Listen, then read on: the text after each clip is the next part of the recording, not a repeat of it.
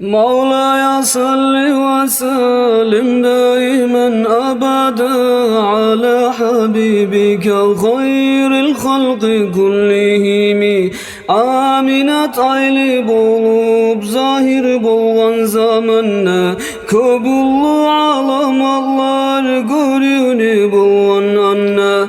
Avvalgı geçesinde Tavrat İncil'ge qarab, keşişler anlaganlar biri birini sorab.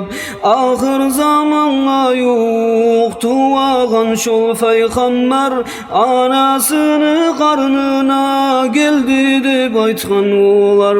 Makkadagı hayvallar şol geçe tavuş etip, bari halk şol mananı anlaganlar eşitip.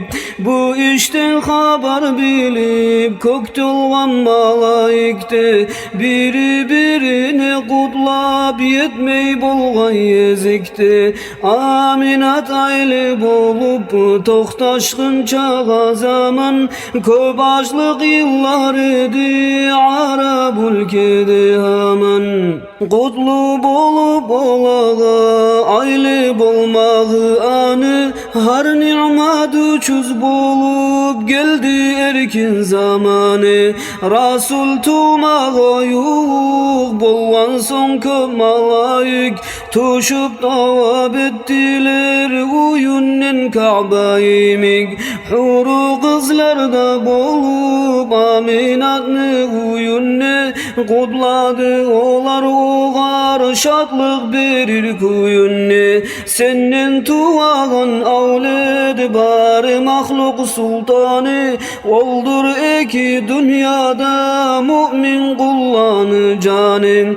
Anabız Havva bulan Maryam'na asiyatta, Olar da kutladılar gelip arı suratta. Dediler ulu devlet yeledin sen Aminat, senden ol tuacak bari alemna rahmet. Bari da halk anası Havva bolsa da mazal, sen ey devlet almağa bolmadı oğar amel. Kızlayı bu sada Maryam ayli bolmağı, sen ey avled anası Maryam'na tüngül dağı.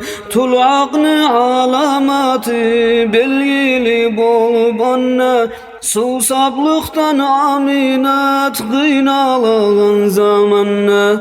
Huru kızlardan biri çini fiyala bulan, şerbet uzattı oğar kardan ak idi ayan. Lezzetinden sorasın şekerde bolmaz olay, içip Aminat anı kıyını buldu kolay. Son bir arut kuş gelip cennetleni birinden, Aminat'ны arkasın sıfadı yer yerine.